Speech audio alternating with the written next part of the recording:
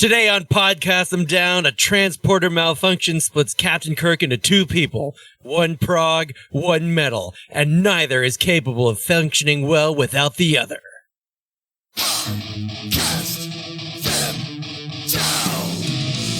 Welcome to Podcast Them Down.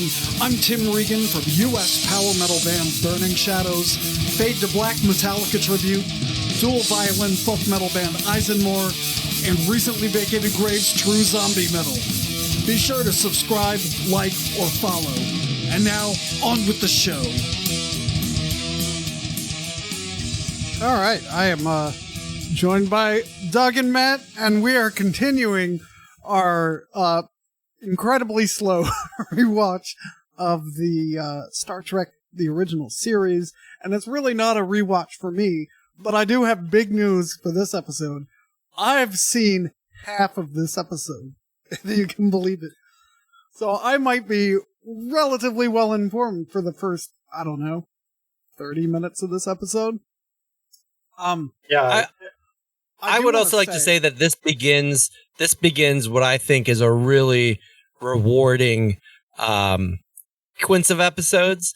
I know the first couple ones were a little rough, but now we're really going to go, starting with this episode and really going for a while, to some of the real like bread and butter of the original series. So thank you for sticking with us. Yeah, and because this show is all about accountability, I want to apologize to the Metal Nation for a misstatement I made in the last episode, which you won't have seen yet, and you won't have seen this yet either. But when we get to this in the fall, in the last episode, I referred to Star Trek take place in the 24th century.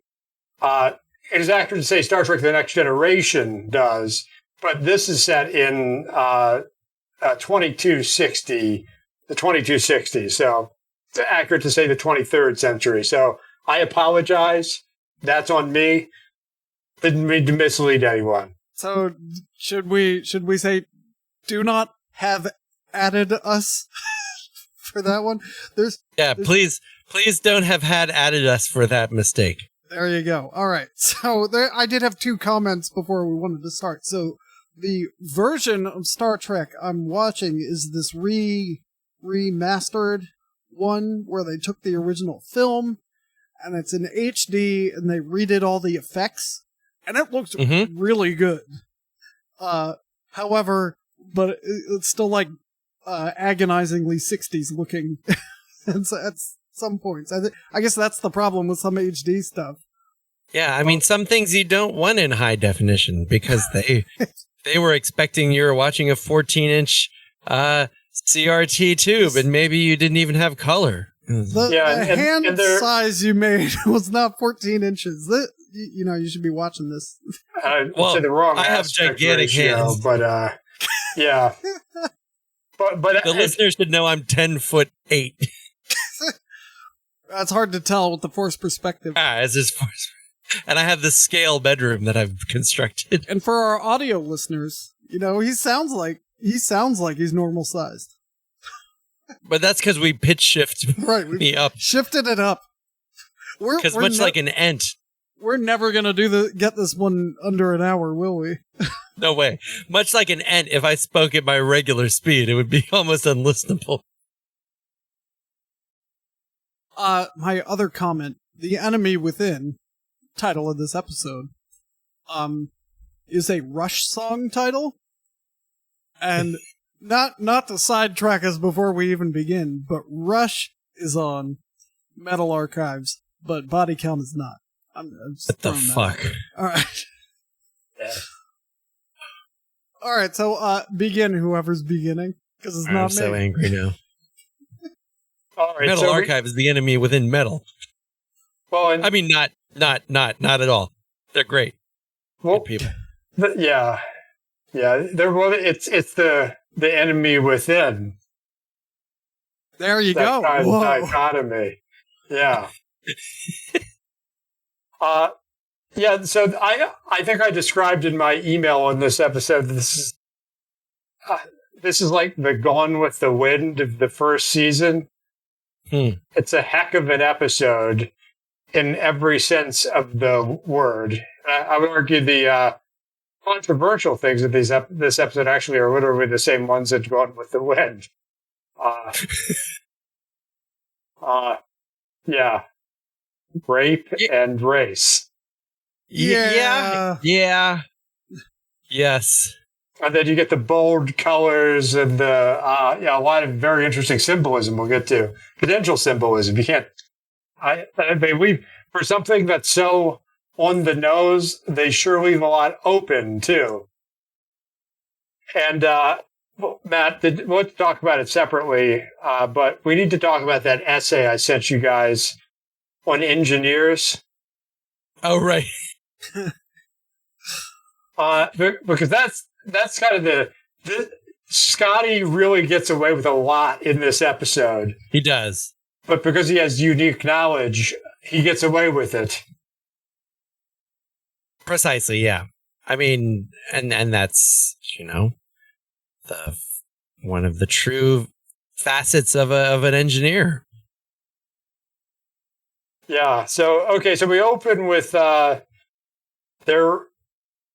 are they on this planet? So the planet is Alpha 177, except Alpha is spelled like Alf. Yeah, or like alfalfa. So this is like, as far as I can tell, this is the NATO phonetic alpha. So apparently they're still using that. Maybe USPA is like the natural evolution of ICAO, which is the International Civilian Aviation Organization. So maybe that's why. Right. And then they're accommodating other language forms other than Latin potentially. Yeah, potentially. Okay, so they're on this planet. And that guy slips down the rock, and then he's covered in mustard, and then he's also got blood on his hand. Yeah. Well, it's Memory Alpha describes it as a magnetic type of yellow ore, which I believe is what they make 5G out of. So, right, and they're on the 5G planet. It is a big deal. It's magnetic because, as we all know, the device that takes apart your atoms and reassembles them perfectly is a little wonky when it comes to magnets. Yeah, and it's one of those. It's really strong magnetic ore, but it like counteracts its own effect somehow, so it doesn't. Yeah, only messes with the transporter. Yeah. So Fisher slips down, and he seems to be hurt, and Kirk is very caring, even paternalistic to his crew, runs over, looks at his hands, and then they're all standing around him, and he's like, report to the sick bay. Then they all walk away, and then technician Fisher has to dial up for his own ride back. They're all gone. But I guess they knew it wasn't anything more than a hand wound, so... Well, they're playing with the cute dog with the horn and the antennas. Yeah, right. It would be an inefficient. Look at it, put a horn on its head. Put it in this Halloween costume. So later on, this might be the problem with watching the HD version. So later on, you're going to meet a creature called a Mugatu, which is a gorilla costume with a very similar horn. So I like to think that somehow this dog and this gorilla Mugatu are on some kind of same evolutionary trajectory. They could come from a unicorn planet. Wasn't Mugatu played by Will Ferrell?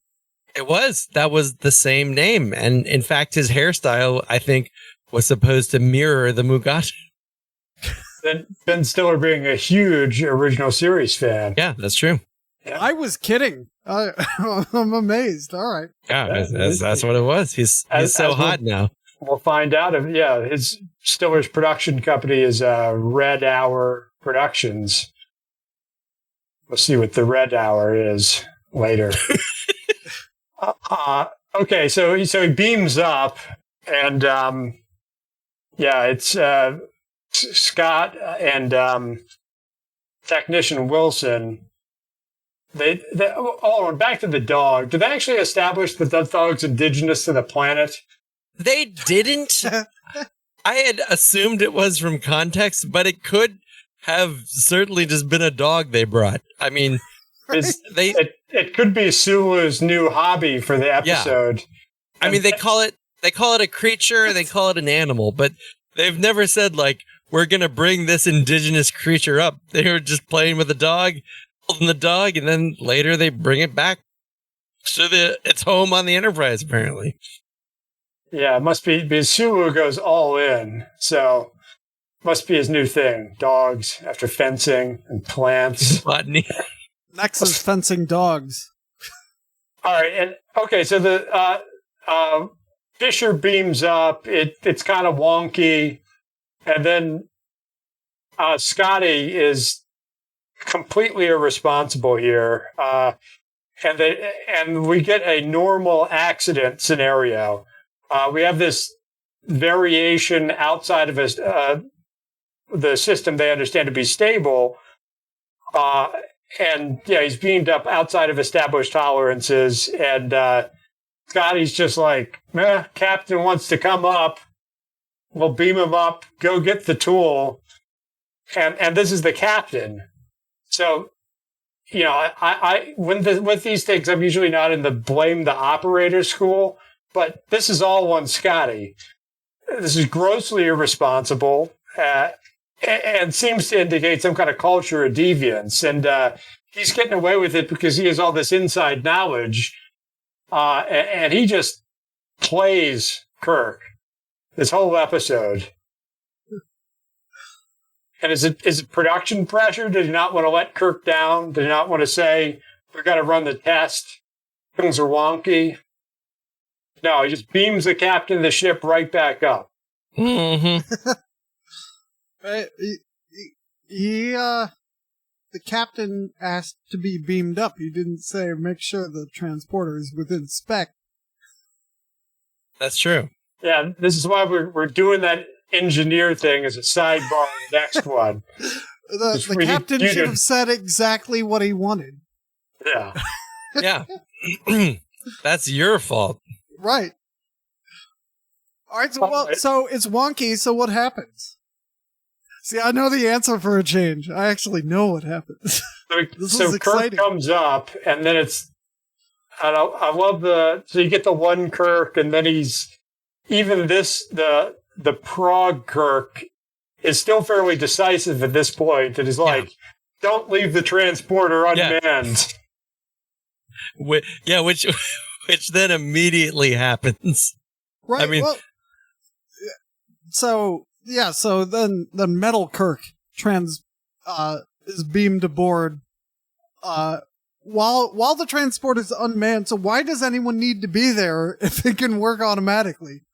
Well, I think that's the part of the fault of its circuits. I don't think it's supposed to operate like that. But I do like just to get a sense of the discipline on the Enterprise. The captain comes, he gives a direct command, which is immediately ignored by the third in line to command the ship. Yep, yeah, and then metal Captain Kirk is beamed aboard, and he's just doing this. Yeah, I love the subtlety in which they reveal him.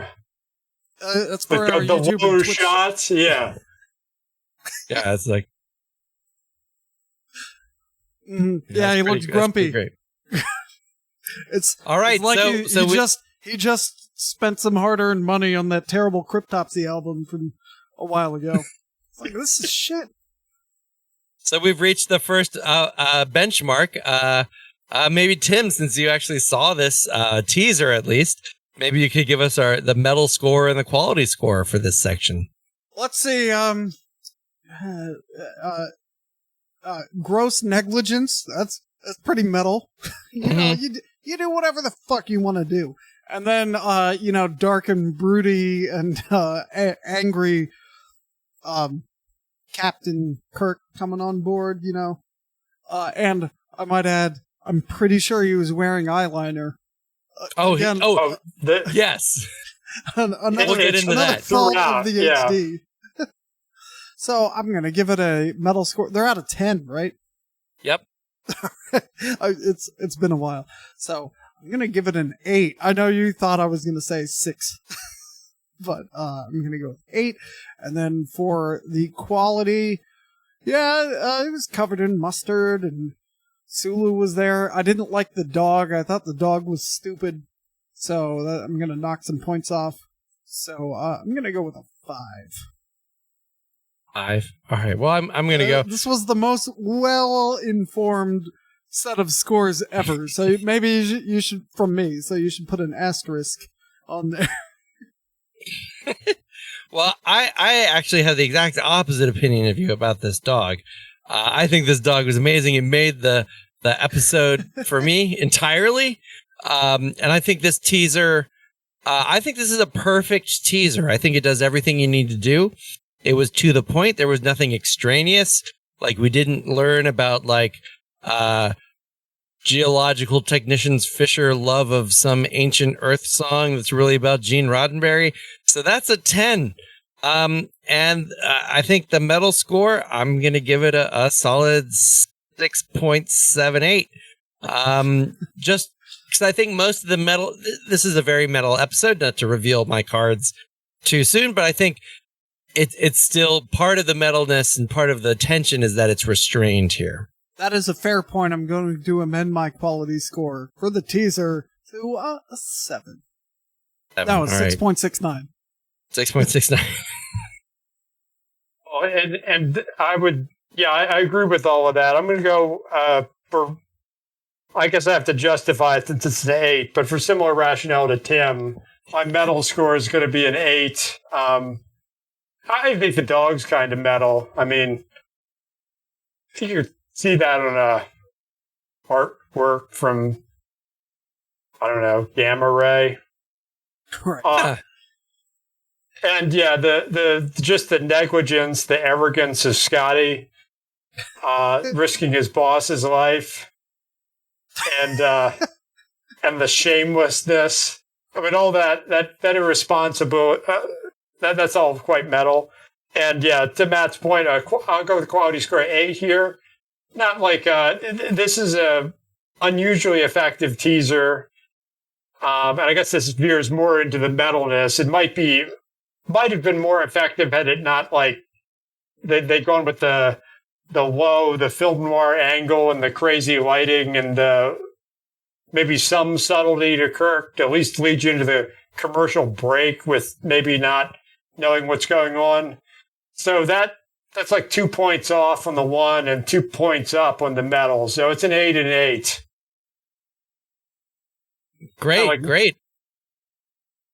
I mean, I would also like to point out, we don't have a separate score for the production aspect, but there's no way that the whatever they put this poor dog in was good for its immediate or long-term well-being. So that itself is pretty metal too. Yeah.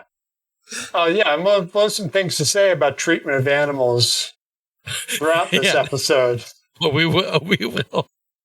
All right, so I can actually take the next part. Nice. If you can believe such a thing.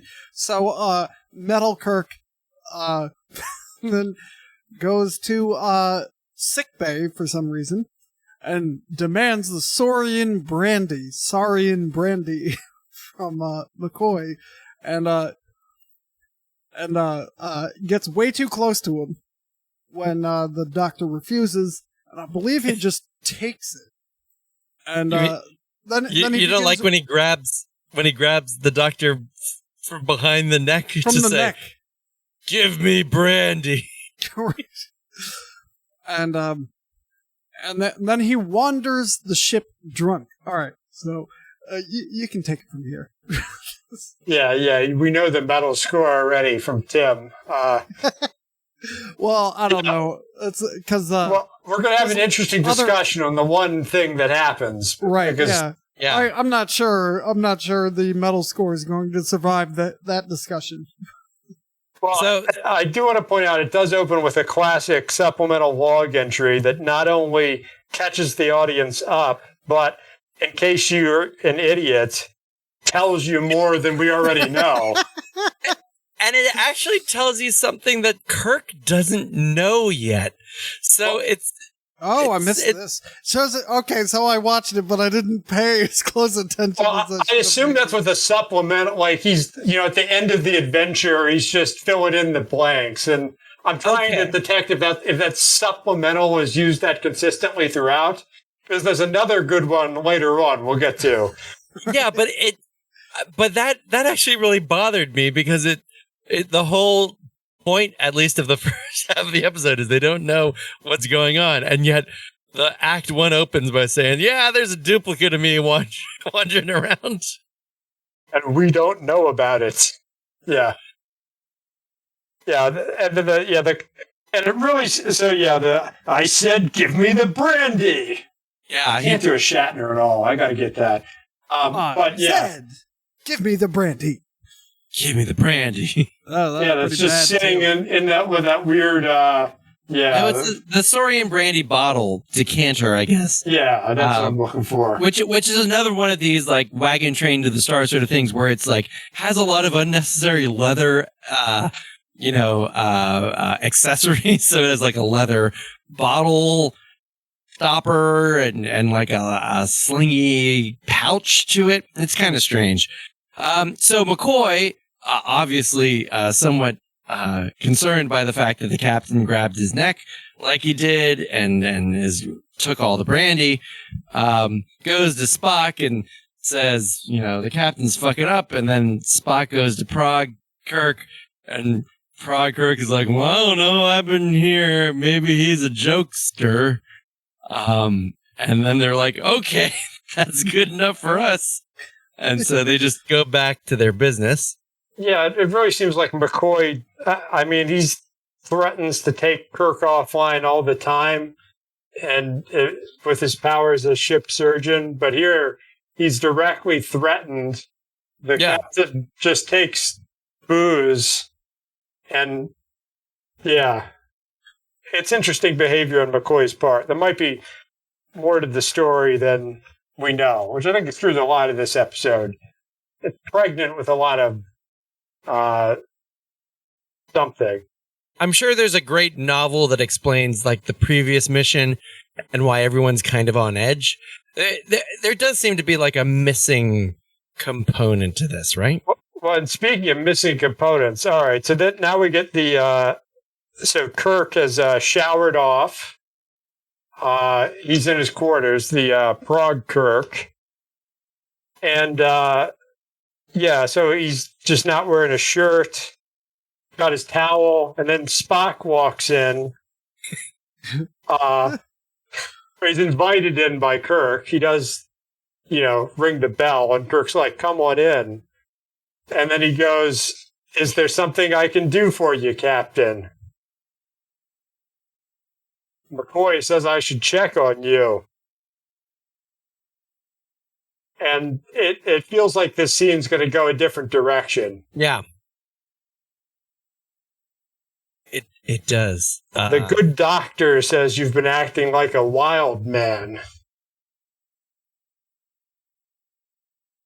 And then, I don't know if, there's something missing or Spock's not in a state of Ponfar, but it's like the mist, or maybe we just cut away, or perhaps it's simple because what Spock is looking for is not this Kirk. Yeah, it's a strange interaction to say the least. And it makes you wonder how often he just barges into him. The shower. It's like, oh hey, I'm taking my shower and you're coming by again. Come on in. It doesn't seem out of sort, right? It seems just like something that happens. Maybe that's just how Prague Kirk rolls. Well, and this is something that the fans really ran with in fan fiction. I can't remember the story or the context, but in one of the early big fanfic things that I think appeared in what it wasn't Strange New Worlds, but the first fan compilation has Kirk showering, if I recall. Like that's right. a big thing in the story. Is that like that kind of moment is exactly what the fans love. It's not actually the plot of the episode, but these people living on this ship, the worlds they form, and all the things that happen in between what you see on the screen. Like that's what really gets the imagination running. Well, I remember, like, for example, Babylon 5 made a big deal that they had a scene in the bathroom. And it was like, I believe it was Captain Sheridan and the security chief, like, talking while they were peeing in urinals, or some similar sort of thing. So I was on your own work, Captain. Yeah, that's a good point, Matt. Star Trek does leave bathrooms to the imagination as well as the bowling alley on the Enterprise. No, they just transported off the ship. One poop removal, please. So just make sure you get it the right way. Okay, so then we get to... get to the scene I don't want to talk about. Well, there's first, I guess, I can't remember the context of my notes, but they beam the space dog up, and this is when we first learn about the issue with the transporter, and Scotty plays dumb. And it's I didn't know it was out of spec. Well, yeah, they seem to have beamed the dog up. I mean, it's sort of implied that it was animal experimentation. Like, they were using the dog to test ahead of bringing Sulu and the party up because they knew something could go wrong. But, okay, then we get to the attempted rape scene. So, Bad Kirk is drunk. And is stuck into Janice Rand's quarters.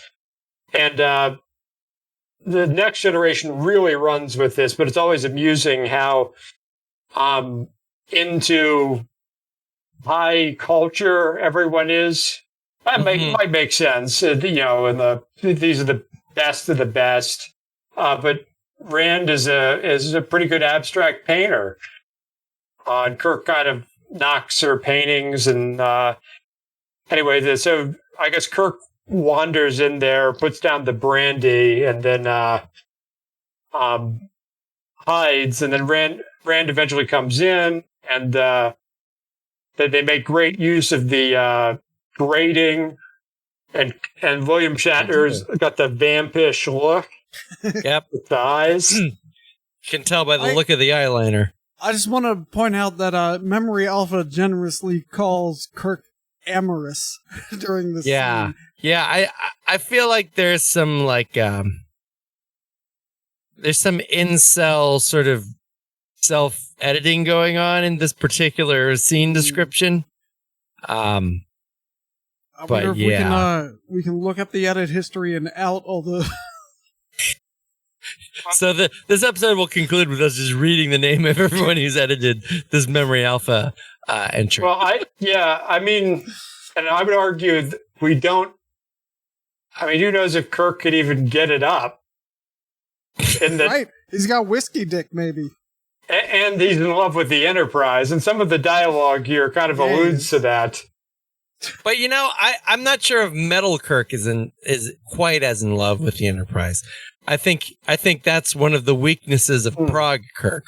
Nice nacelles, baby. Yeah. Yeah. Well, right. Okay, so that sort of sits with him, and although some of the elements of captaincy come from the dark side of us, okay, that makes sense. But yeah, so really horrible scene that they stage quite substantially. It's like 6 shots. It goes on way too long. Yeah. And I think he says, "Don't fight me," and I'm your captain. And, yeah. Yeah. And we get the scratch, and then William Shatner's like, ah. Yeah, so she scratches him in the face. Yeah, which will be important later because we need to tell them apart. And then I guess does she start to get out? Somehow the door comes open, and Kirk, she's trying to get out. Kirk throws her back in the room, and then it's Fisher again. Which again, interesting storytelling choice what does this character symbolize? What are they getting at here? And she doesn't tell Fisher to call security. She tells him to call Mr. Spock. Yeah. Well, that to me made sense because, she knows the captain is compromised, and she knows that Spock's cold rationality might help her in this situation.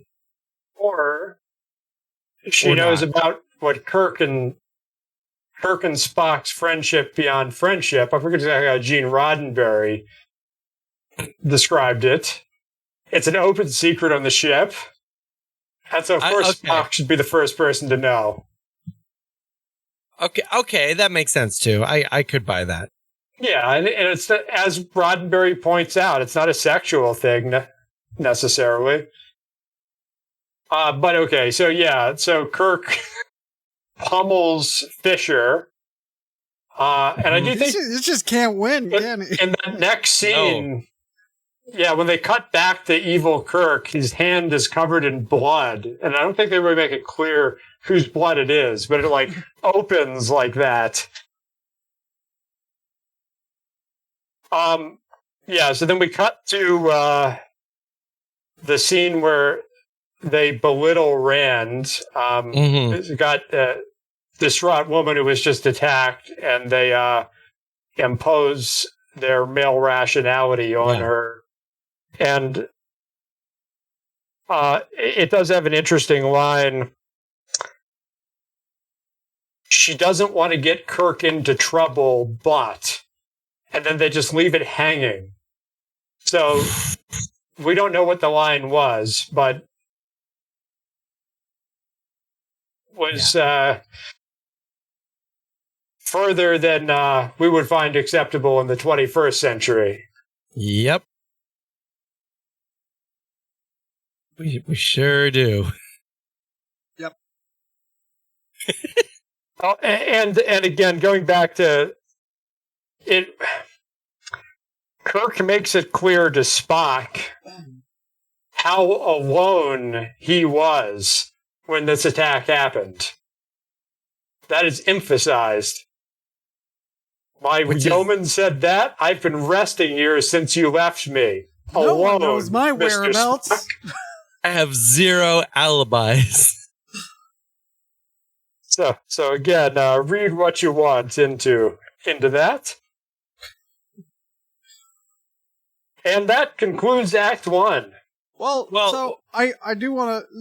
They, when they're in sickbay, they make Rand talk to good Kirk and Spock, and I think it's kind of cruel to make her face and accuse and describe the attack the entire time. So I'm going to go ahead on the heels of that. I'm going to go into my score. I'm going to give them both zeros because this whole thing made me uncomfortable and I didn't like it and I didn't want to watch it. I 100% agree. This is a double zero for me.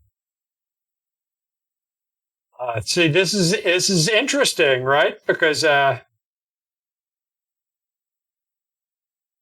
there's the elephant in the room is this kind of conduct is sung about in metal. Oh, so it does start.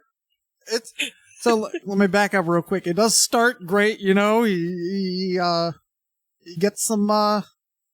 He gets nice and drunk with stolen alcohol, and but then the rest of it just kind of goes downhill. Well, but so I think we have to draw some distinctions here, right? Because there are bands we don't listen to that are metal of various levels of extremity describing this kind of act. I remember seeing there's a local band. I can't disagree with that. However, the bands I would listen to would not glorify such actions. And I would argue there's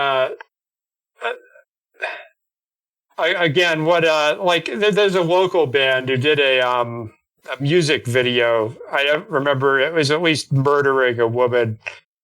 And I was taken aback by it, but that's exactly the point. Even with local bands, that doesn't narrow it down, unfortunately. Yeah. I could tell you 4 of them, I think. And that it offended me was the point, of course, but I would argue that the kind of acts depicted and this scene with Kirk, the only possible metal argument for it is the transgression. But this is not transgressive. This happens every day to way too many people. This is just a scene from everyday life. So yeah, and they are trying to drive home that he is the evil Kirk, and that's why it all happened. And I get it, but I feel like they could have gone in a direction that wasn't so vile, I suppose. But I'm actually even more troubled by this because, as we'll get into in the sequential acts, this isn't necessarily an evil Kirk per se, but merely just a necessary part of Captain Kirk. Yeah, that's probably why it doesn't sit right. Yeah, which makes me even so it's not so much that Captain Kirk is a good person per se, but he needs, if not for a particular part of his personality, he would be raping people, which I think is a very disturbing thing to think about Captain Kirk as well. Like the unitary Captain Kirk. I'm going to take a strong line here on the metal side and actually go with 0 out of 10. I would argue there's some bands that might describe this kind of stuff. Cannibal Corpse, Gorgasm, all of them they're going for obscenity. They're going for that post-human thing. And it's always fascinating because they're the nicest people in the world, and they attract the metal fans, and then they also get these hipster fans too that are into it's just meant to be vile and obscene at every level. Like, that's the point. The lyrical, it's not connected to reality particularly. I think it's very difficult to explain well, but it's like they don't condone any of it, but they also describe the most horrible things they can think of. Yeah, it's just songs. Huddle of dead whores. Content match. Be careful. Yeah, and so that's transgressive, right? That's the point. Now, the spirit in which these acts occurred was not the way Cannibal Corpse would present it. Man, this is really hard to explain. It is, and we have to, but we owe it to the Metal Nation to speak to this intelligently, because why is some of the Barn stuff cross the line and the Corpse Grinder stuff not? Can you draw a line there? Well, maybe this is a separate conversation. And then you get horrible bands like Prostitute Disfiguration that I think we would put on one side of the line from Cannibal Corpse and Gorgasm. But for the purposes of this, no.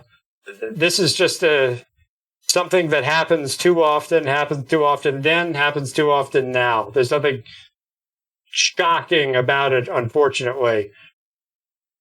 Now, on the quality side, I actually am going to go with an 8.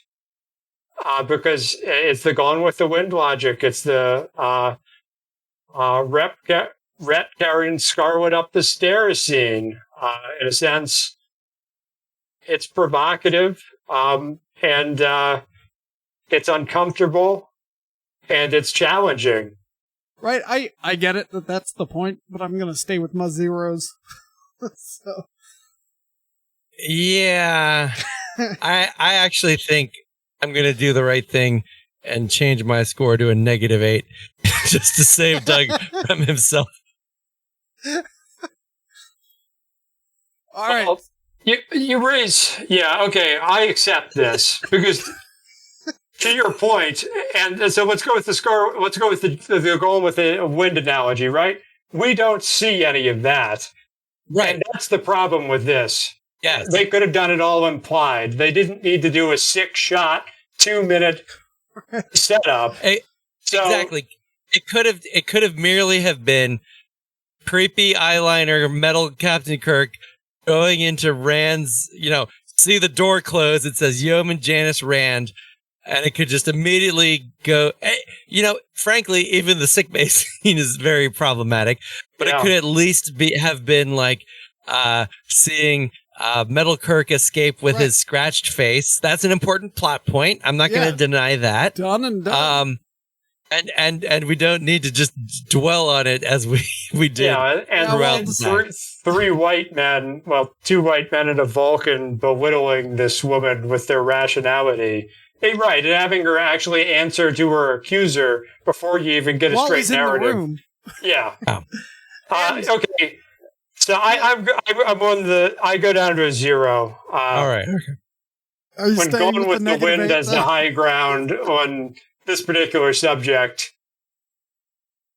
I am keeping my -8 because of Doug's, needing to be convinced that it was a 0. All right. So, Act 2. This won't be under an hour. But this episode's pretty quick. Actually, we can keep it moving. These next couple of acts just move through. Not by the look of this memory alpha. You also need to tell us where you stopped watching. I will. We're getting all there. right. Okay, it's not that I abandoned the episode, it's that I ran out of time to finish my homework. Right. Okay, and so we have a good transition here. So once they're done belittling Rand, they come to the conclusion that there must be a duplicate Kirk because logic says that's the only answer. Essentially, it's what is that? Deductive reason? I always get confused on the two. That's deductive because knowing your friend would never rape someone means therefore he has been duplicated. So then we cut to commercial, and then we get another supplemental log entry which specifically states that a duplicate definitely exists. So in case the viewer is like, I don't know about that Spock. Maybe they figured it out during the commercial break. Kirk's always joshing with people. This could be a game. But no, they just shoot that down. There's definitely a duplicate. So then we get back to Scotty being kind of Weasley. So this is when they introduced the duplicate dogs. Right. Yeah, which, again, why did they beam the dog up? We don't really know. It's like he knew there was something wrong. And then they experiment on a dog, and it's like, oh, we made this discovery. No need to connect it to the past. We know it was true in this instance. And he's withholding information to cover it up. Well, he doesn't want the reprimand. Yeah, so basically because of this discovery, so they discover the duplicated dog, right? And they figure out what's going on. So they realize that they can't beam up the landing party, which was as part of throwaway dialogue in the very beginning of the teaser. We learned that it gets incredibly cold on this planet. So this is setting up again kind of a ticking clock kind of thing, where they need to fix the transporter, but they can't beam up Sulu and the rest, who will, be duplicated, which is no good. And so now we have some stakes. So not only do we have this evil Captain Kirk running around, not only do we have a cute dog and a nasty dog, but we also have this inability to beam people up. Yeah, and we don't know when it started. Right. Though there's definitely a duplicate Kirk. There's no need to connect any dots here. Mm-hmm. No evidence for that. And then there's some interesting dialogue here where I guess they're talking about the need to for the parties, and then set the base cycle of the phasers to stun. Yeah. But Kirk forgets that, right? And then he tells Spock if he ever sees him slipping on an order again, pause. Your orders are to tell me. And he's indecisive. He doesn't have the resolve anymore to forcefully say, take me off of command, right? Well, Prague Kirk, and he wants to overcomplicate it. Yeah. But I would argue that this could mean something else, because in the context of their relationship, as we'll see over the next few seasons, I think I've already seen, them telling each other things usually means acts of violence. Okay. I can see that.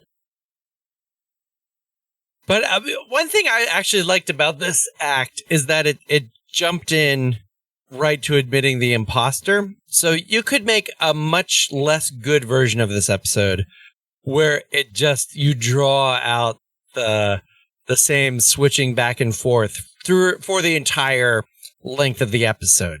But instead they say, no, the problem is, the problem is an imposter, a duplicate, and they right away jump to that and let the rest of the cast, all the other main characters, are now aware of this fact. Right. It's not like the salt vampire one. Right. Where it's on the bridge calling itself a monster. Yeah. By the way, I did watch that one long after we recorded that episode. I bet you like the Doom shot, at least.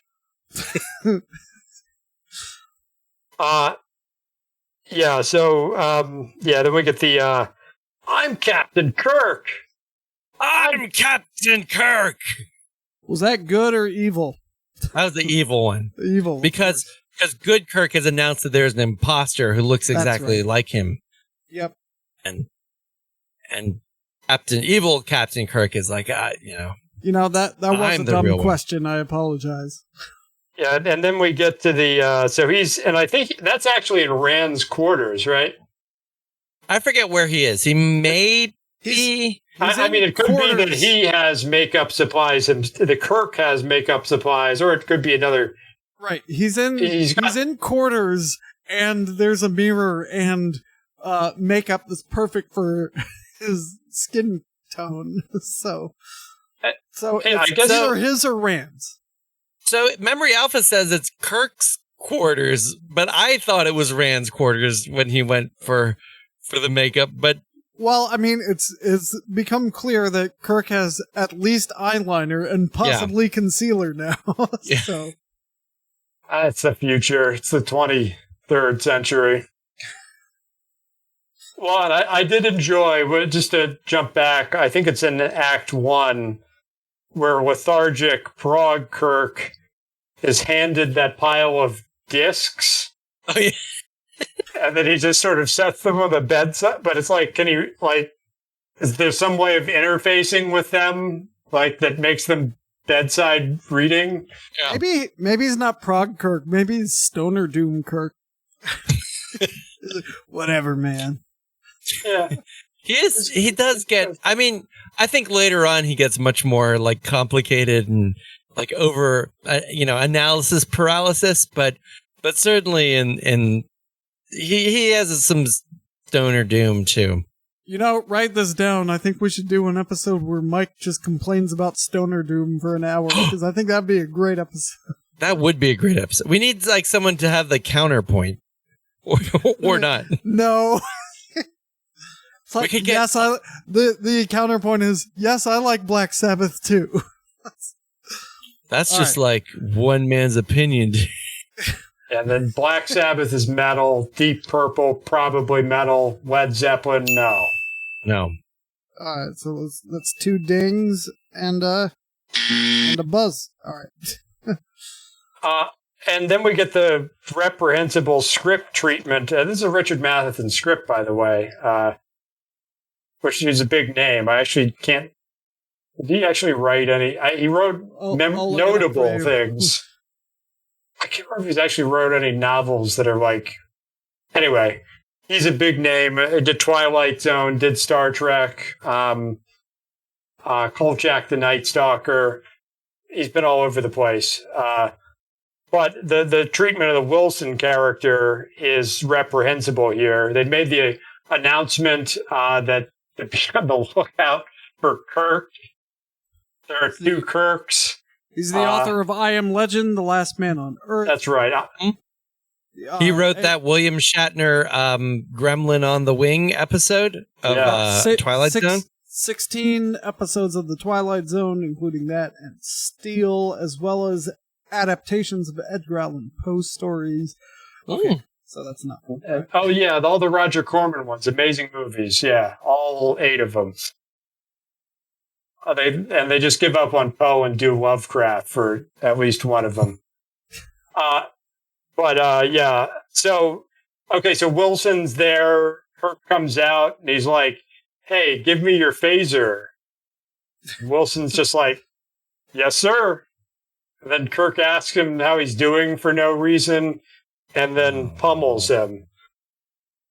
And yeah, there's the Wilson character, by any logic, is clearly a smart guy and would not do this.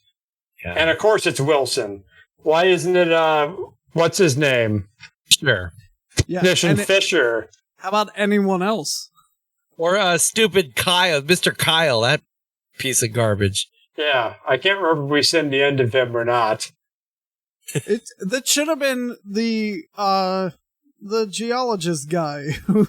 Yeah, Fisher. He was already having a bad day. Why not get knocked out by Evil Kirk as well? Well, yeah, it would be a second time being knocked out by Evil Kirk. I guess that doesn't work, because then he'd be like, give me your phaser. No, you knocked me out. And dick. I think it would be too complex to analyze right now, but there's some kind of symbolism with them passing around the dog that happens in this act. Yeah. Because, in fact, when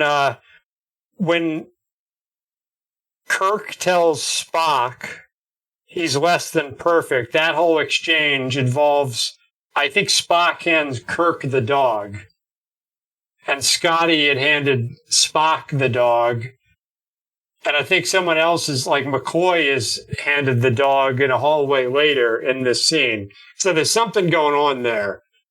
Yeah. You don't depict the dog being handed over that many times because it don't mean anything. Anyway, then casual, maybe it's not racism in the 23rd century, but Sulu is kind of flippant. Yeah.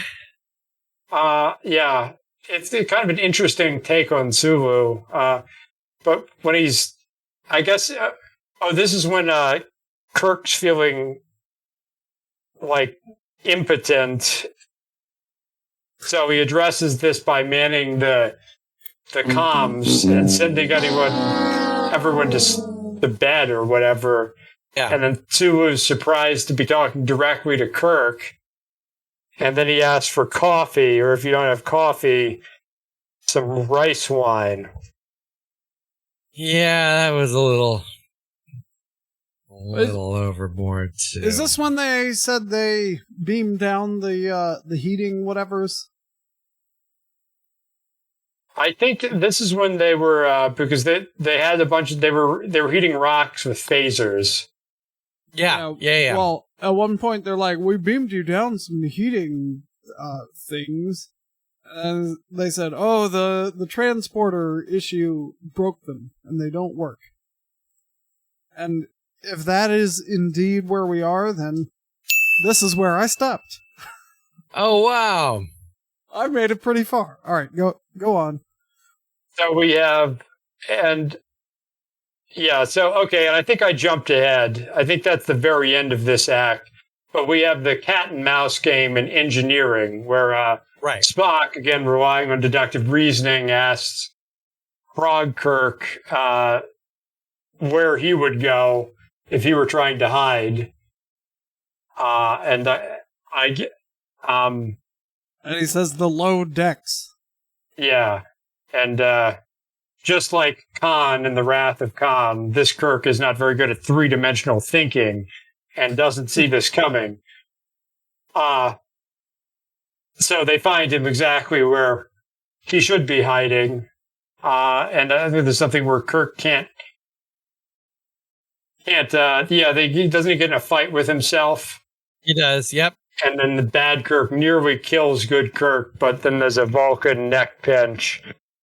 That's right. And the phaser discharges and knocks out the transporter ionizer.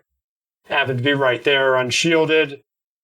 and then Scotty, who's caused this whole mess and has so far slipping under the radar, gives Kirk, or I guess it's Kirk into Spock. It's going to take him like 12 days. What was it? It was 12, like 6 weeks. Yeah, it's like a ridiculous amount of time. Yeah, I mean, he's usually like, I can't get the mains up for another 30 minutes. But preparing this one thing. Where is it? Yeah, engineering deck. Yeah, so this is where they call down, and they said we transported down the things for you, and they're broken. So, I amazingly made it through Act 2. Yeah, you did. So okay, so it's the Scotty thing's intertwined. Rice wine will do if you're short on coffee.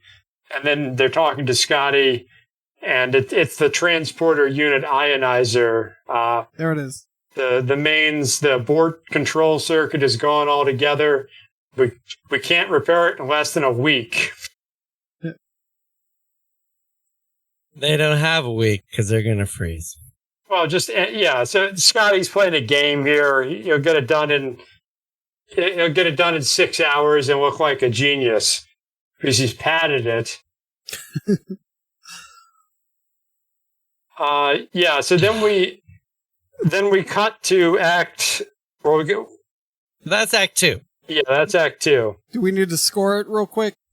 We do. Let's be quick on this. So, I've been going first. How about someone else go first? Okay, I'll go first. I will give there's lots of cool metal stuff going on here, and we're moving past the distasteful, Act 1. So here, I'll just review some metal things. Randomly beating up a stranger, wearing makeup, angry animals. And actually, I find the prospect of freezing to death quite metal, actually. Yeah. So I'm going to give this a solid 7. And again, quality-wise, I do think, Doug rightfully points out some problematic aspects of the plot. So I'm just going to give it a 4 and leave it there. So I'm gonna give it a metal score of 7.77. All right. For basically all the reasons you've brought up, and then for quality, it's one of those things where like they could have solved it, but they fucked it. Yeah. So So the episode can continue, and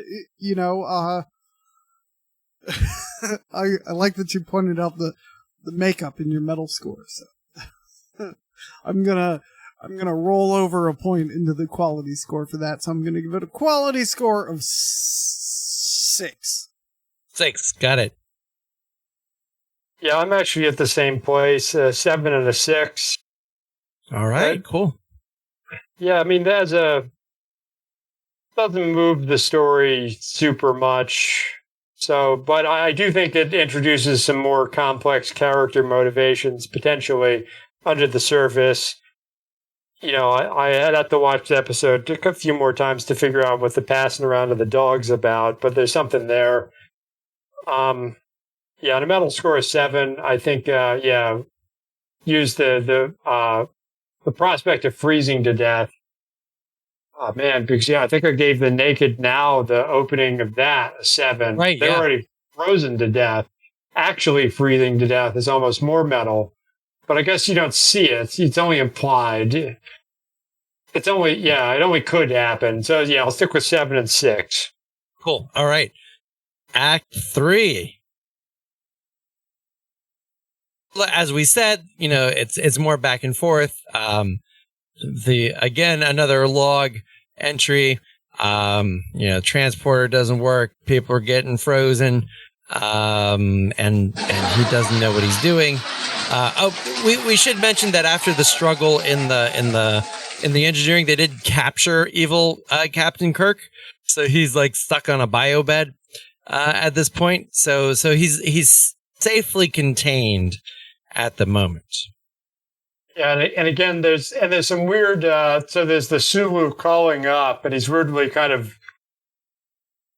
disconnected and flippant when he's like, "I think we ought to give room service another call. Coffee's taking too long."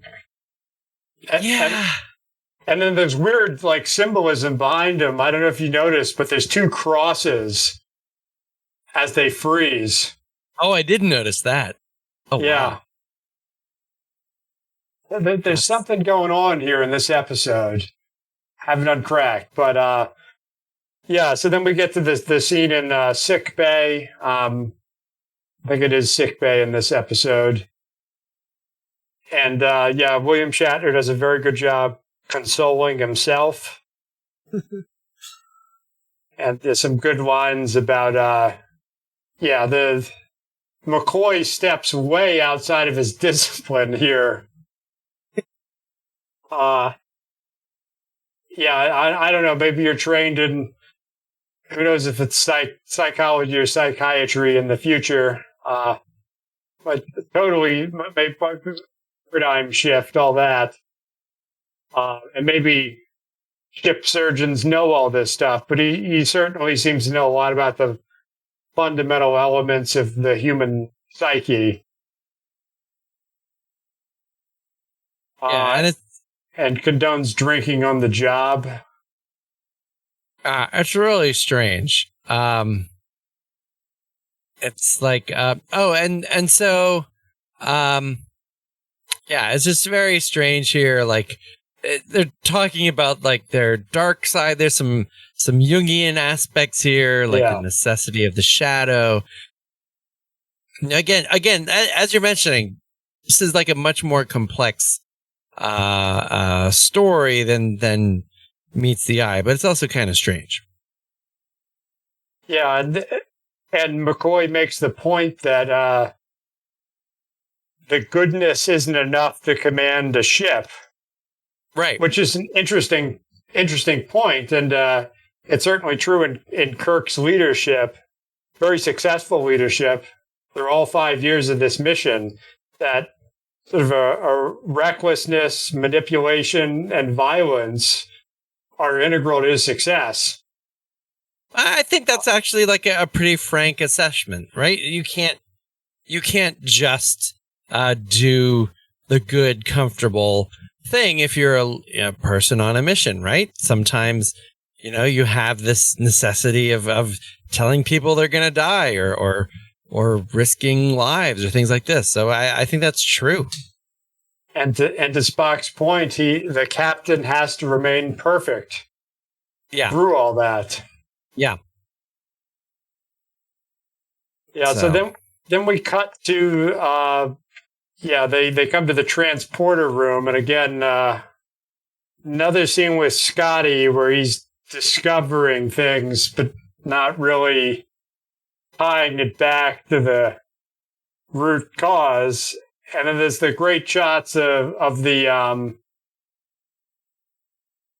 this is where they killed the animal, right? Yeah, so Scotty has luckily figured out the problem. It hasn't taken a week after all. Oh, what a surprise. Okay, so he's fixed the transporter. They've repaired all the damage. And now they're ready. So Spock has a theory, I think, that they can merge the two halves together. So they're like, well, we should try it with the dog first. How about you try it with the heaters that you tried to send down? What? I mean, that's why are you starting with the dog? Look, if they don't fix Captain Kirk, then because it's a living thing, they need to test it on a living thing. Yeah, but they said it would take a week, and now they have 6 days, 6 3/4 of a day ahead of schedule. And also, wouldn't you beam down one heater and there would be two? And isn't that exactly what you need right now? Yeah, but that's what they did, and the heaters didn't work. Oh, that's right. Oh, yeah. Because it borked them. Oh, right. Mr. Scott has caused this problem, has withheld information about this problem, and now he delivers in like an hour what was meant to take not only, I guess, fixing the transporter, but the dog was split too, or we already knew that, I guess. Yeah, we knew that. But I do love how they film this, and like when you see the dog like in a, like 3 feet down in a cage, but then when Spock and Scotty are reaching in, it's like the 35 millimeter camera is up, and they're like 8 feet up, looking down. So it's like very theatrical as they reach over. To bend down 7 feet to get to the dog that's 3 feet down. And, so it doesn't work. The Mr. Scott surprise. Quick, beam down another dog so we have 2 of them again. And, then Mr. Scott, the shock of putting it back together seems to have been too much for him. And then McCoy says he's dead, Jim. Mm-hmm. Is this the first and only instance of that being applied to a animal? It's the only instance being applied to an animal that I can think of. It's also, we get back to the difficulties. This is like the first one, but because the Salt Vampire aired before this one, it's not the first one, but yeah. But after they kill this dog, they have a really strange debate, which to me seems pretty illogical, but Spock argues that a dog has no way, or alien dog, or whatever it is, unicorn dog, has no way of knowing what's happening to it, and therefore it died from the fright of being reunited, whereas a rational human being like Captain Kirk does have the intelligence to make it through it, and it only died because of this, this cognitive dissonance. That is pure speculation. Yeah, there's no evidence. He says this from looking at a dead ass dog on the transporter pad. Well, there may have been some paradigm shifts in fundamental understanding of psychology, and we may have gotten to an integral psychology that connects the symbols and spirits with science, integral psychology. Maybe. Right, so that gives them the tools to diagnose. Scores? Is that the end of the act? Yeah. So the he's dead. He's dead. Jim is the end of the act. Yep. Yeah, we're jumping ahead. All right. All right. Who hasn't gone first? Doug, I think it's you. Oh, I mean those crickets. Yes. The drinking on the job. That's metal. Yeah. Talking about things you're not trained to know about. Lying to your boss. Yeah.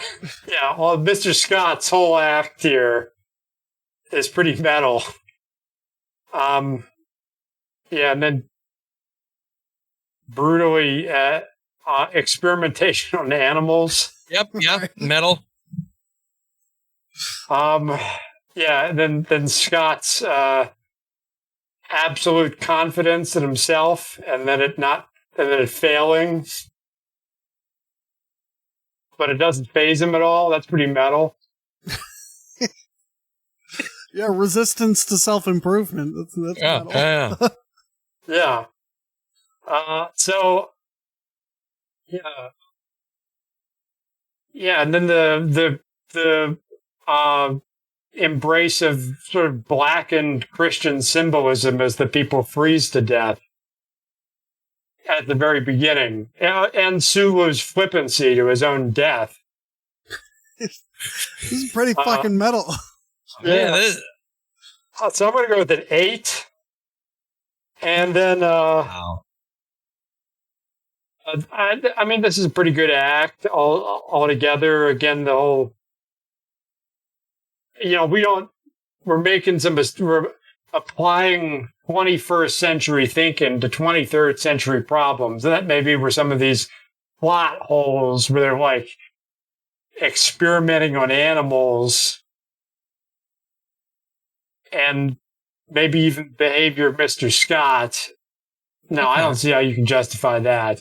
But all right, I'm going to give it a 7. It's effective. It's pretty intense for what it is. And and I like the whole whether or not McCoy should have been riffing on what makes an effective captain. He does. You kind of get to it here. All that is of good character analysis, and I think you can see is accurate. So yeah, 7. 7 sounds good. I'm gonna say, yeah, I agree. I'm going to give a 7.5 for my metal score. I agree with all those things. I like the one disregard for one's duty and being responsible and recklessly endangering the lives of cute animals. And actually the angry, I like the metalness of the angry dog. I think that in itself. And for my quality score, I'm actually going to give it a 5.7. It's not bad. But I think there's a lot of like beating around the bush in this act. And I think the story could have gone a little quicker here. Yeah. Like there's good camp to Shatner holding his own hand. Yeah, that's good. Yeah, but I guess that's the like homoeroticism and egoism goes into the metal score. Yeah, no, homoeroticism, autoeroticism are all metal scores, not quality scores. All right, so if you manually pleasure your evil self, is that auto or homo? I want to say it's auto, but it's also... It can be two things. It can be two things. Yeah. Anyway, I'm gonna do for metal score. I'm gonna do 7.77. Yeah. I have nothing to add. you covered it pretty well. And for quality, how about a 6.125? That would be 1.125. That would be Got 6 1/8. All right, final act. Everything's coming to a head. Especially evil. Never mind. I was linking it back to anyway. Evil Kirk recovers in sickbay while Sulu contacts the good Kirk from the planet just before he succumbs to the extreme cold. I assume Sulu dies in this episode, and that's why we never see him again. No one knows who George Takei is. Well, I mean, so it does way past where I stopped watching. So. It does appear at one point, Sulu. So he's like all frozen. This is a little ahead, but I think it's important to point out. So he radios up to the Enterprise one last time. He's covered in ice and snow at this point. I'm picturing Jack Torrance at the end of The Shining. Yes, actually, almost exactly like that. He has a blanket. This predates The Shining, I believe. Didn't The Shining come out in like 80? I mean, he's like sleepy clothed. He's just kind of like wasting away, like wrapped up in a blanket. But The Shining came out in 1980. But he's all like frosted up. But his last transmission is that it's negative 117, which is oddly the same number as the planet. What units are those? I assume it's the future. They're probably using Celsius, right? Well, but that's even worse, right? Right? Yes, it is. But you know what? At a certain point, it doesn't really matter what temperature scale you're in. So it looks like humans. Aren't they just wearing like their regular room temperature shirts? They're not wearing coats and very thin. Dead. A very thin blanket. So I can't imagine how anyone could survive even 5 minutes at negative 117 Fahrenheit, let alone Celsius. I mean, we got some pretty smart blankets now. Okay, that is true. I also want to know who the fuck was in charge of the shuttle bay and where they were. Yeah, they didn't do their obligatory, the shuttles won't work because it's too cold or something. Yeah, it's like, we ran out of neutronium fuel packs. Oh, it's a shame we loaned the Galileo to the Yorktown for that blank mission. So negative 117 Celsius is negative 178. Negative 179 Fahrenheit. And then negative 117 Fahrenheit is negative 83 Celsius. All right. So neither seem very survivable for any amount of time. Well, what did the Pfizer vaccine need to be kept at? I mean, it could be the Pfizer planet. But let's move on. Yeah. Well, yeah. And that's where the magnetism comes from. The cold? Right. No. The 5G. No, the vaccine makes you... The 5G that's in the vaccine. Yeah. I'm going to find you the answer, but you go ahead. All right, so then we have the Kirk, Spock, McCoy dialogue on, the blind terror that kills the animal. And then it'll go fine for you, Jim. You have your intelligence controlling your fear. Yeah. And then McCoy kind of just flips out, and he's like, let me cut up this dog. Let Mr. Spock check the transporter circuits again. Which would have been a good idea. McCoy wants to do an autopsy, and Spock says, no way. So the Pfizer vaccine needs to be at an ultra-low temperature freezer between negative 80 and negative 60, so this planet is colder than that. So, wow. There's your data point. Yeah. And it doesn't matter if it's Fahrenheit or Celsius, it's colder than the Pfizer vaccine storage freezer. Pretty damn cold. So Spock and McCoy get into this fight about theory, while their friends are freezing on the super cold planet. Spock says something weird like, being split in two isn't a theory for me, which seems really emotional, but we'll just glide past that. Yeah, and again, it's that integral psychology they seem to have for the future, where they have new frames, new tools to look at all this stuff, because he's taking, I guess kind of a mental and personal thing and applying it to a situation involving a space dog. And it's logical. And then weirdly, McCoy he's on the money because he wants the transporter to be looked at. Yeah. Which Mr. Scott doesn't want. And they seem to be overlooking. it would answer a lot of things. Yep. Instead, they want him to cut open a space dog. And there's a lot of cringing in this last act, now that I'm remembering it. Okay, so it's so cold the communicator is not working anymore, but they're still alive, so the stakes are high. And Prague Captain Kirk needs to make a decision, even though he can't. But he does. So he goes to sickbay and he releases his necessary other part. Okay. Mm-hmm. Yeah, and then we have the cringy. Good. Well, they need to go. Kirk is convinced that they need to go and reattach themselves in the transporter. Yeah, he doesn't need to find out why the dog died. He doesn't need to run a systems check on the transporter. He just needs to get his friend, his other half, and get back together so they can save the rest of them. You know, the frozen people on the planet. Yeah, and then we have okay. So I confess I watched this after our last episode, but I didn't get to this act today.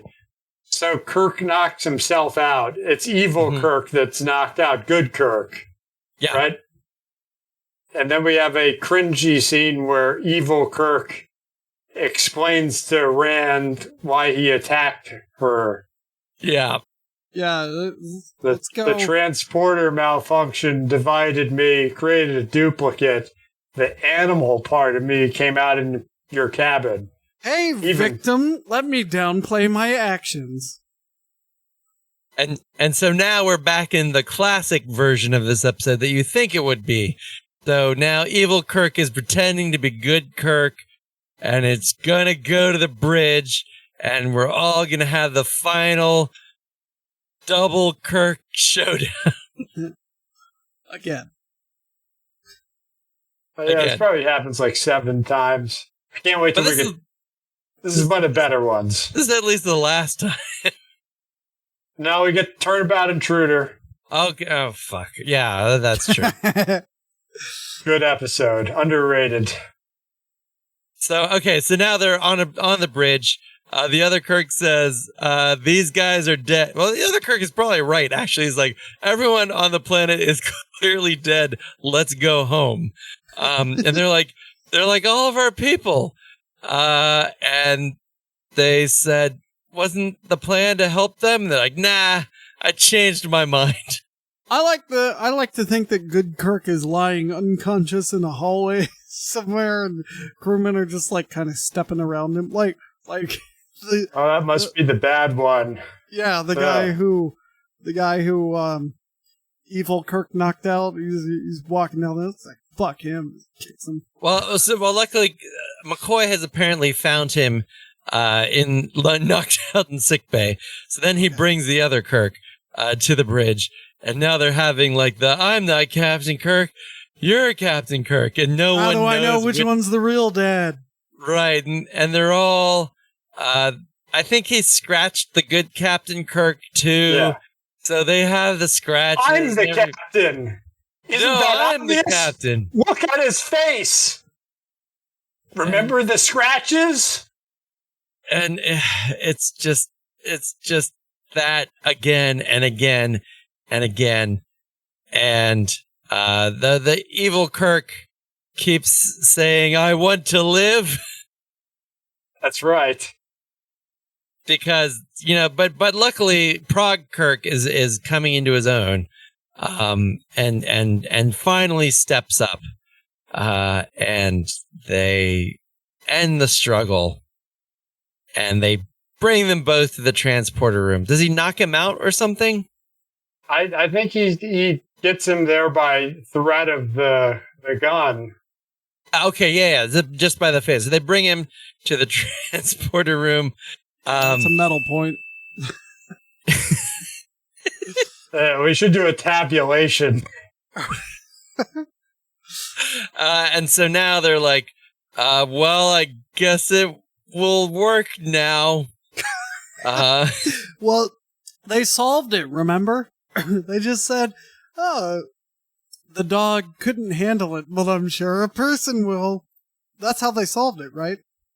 Yeah, and then they've distracted Scotty, Mr. Spock, from actually looking into whatever Scotty has done. And then they get the where Spock explains to Kirk that he'll have to hold on to himself.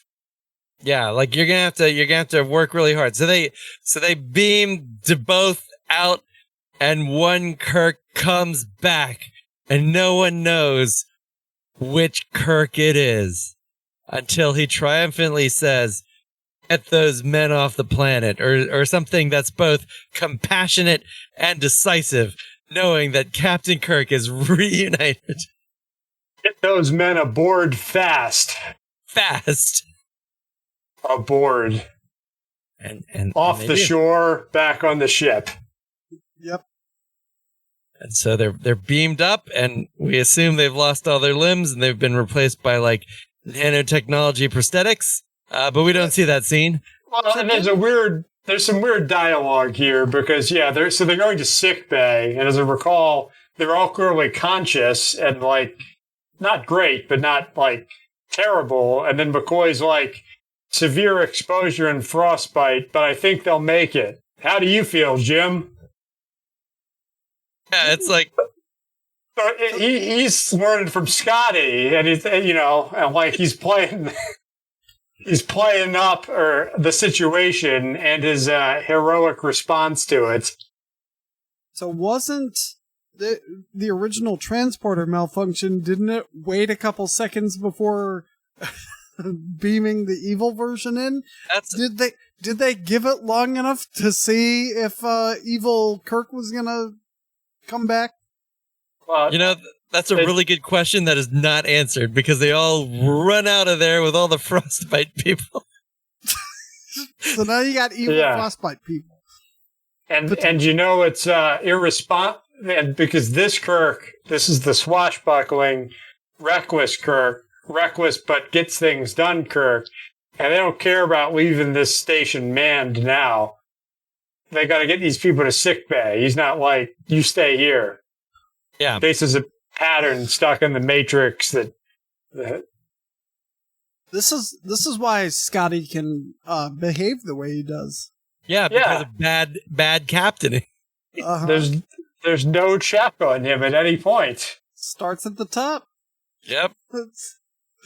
So everything is done. I mean, there's a really creepy scene with Yeoman Rand again, which I just don't want to talk about because it's just like, I heard what happened.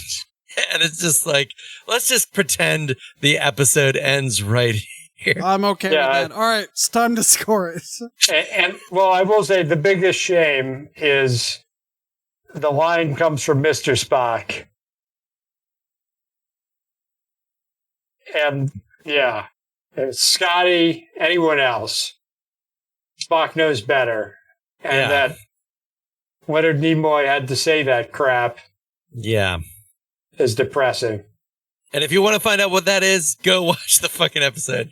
Because we're not even going to dignify it by saying what he said. All right, so let's go with how about Matt does your scores. All right. Well, I mean, there's nothing more metal than fighting with yourself and screaming, "I want to live." So that's a 10. The ship is mine. My ship. It's mine. I'll kill you. Now, this would have been a solid 8 production-wise, but I can't keep thinking of the scene where pretending doesn't happen. So that's a 2 in quality. Yeah. So I'm gonna. I have read on Memory Alpha what the scene is, so I'm going to dock the entire act for the scene also to a 2. All right. The metal score, I feel like I need to give it a 6.6 because it's because I haven't given anything a 6.66. in this episode, so I will. There was the holding people phaser point. There was all the fights. Yeah, I'm pretty sure a 6.66 is accurate. All right, sounds Doug? good. Well, so yeah, like what sounds like pseudopsychology, it could be legit, but they spend a lot of time connecting dots that we can't connect in the 21st century versus autopsying a dog.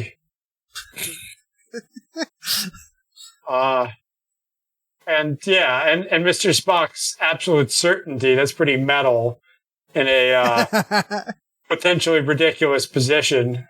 Then the way Scotty gets away scot-free, that's pretty metal. Yeah, evading blame is metal. Yeah. And he got that. It only took like 3 hours to fix the thing that was going to take 7 days. According to him. Yeah. And then, fighting yourself, threatening yourself at gunpoint. So I'm going to go with the metal score of 8. Right. And I'm going to stand on principle here in what I should have done in Act 1 and just give this a 0. It's a very solid act. Really should be an 8, but that one line from Spock and the fact that Rand accepts what the imposter tells her, and then they have that imposing rationality on a traumatic situation just on the bridge insensitively, even before we get to the line. So 0 quality score. It's like maybe literally. I should amend mine to a -2 then.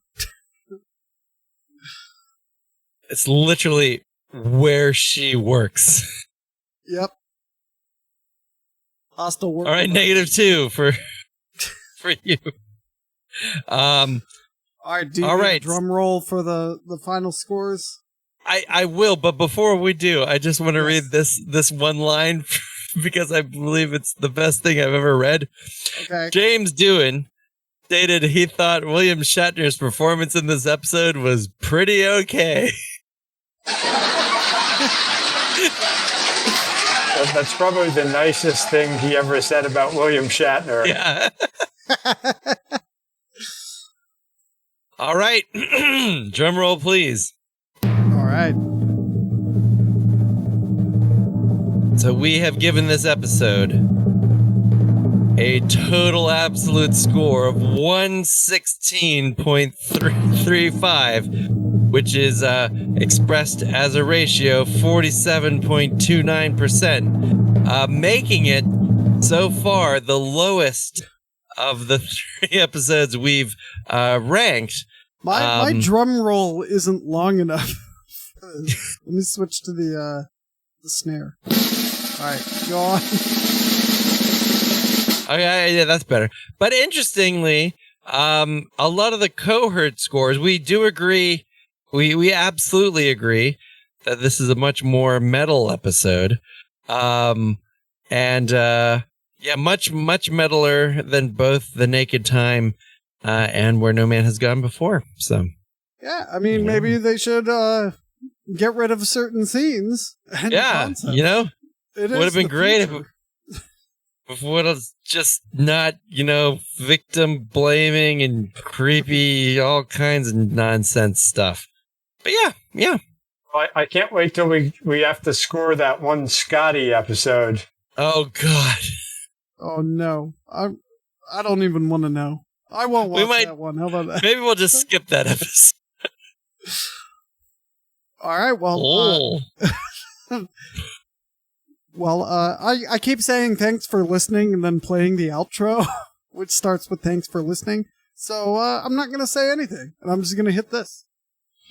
Helmsman, steady as she goes. Thanks for listening to Podcast Them Down. You can find Burning Shadows, ISENMOR, and recently vacated Rakes on Bandcamp, as well as Facebook, along with Fade to Black Metallica Tribute and Podcast Them Down itself. Until next time, keep it metal.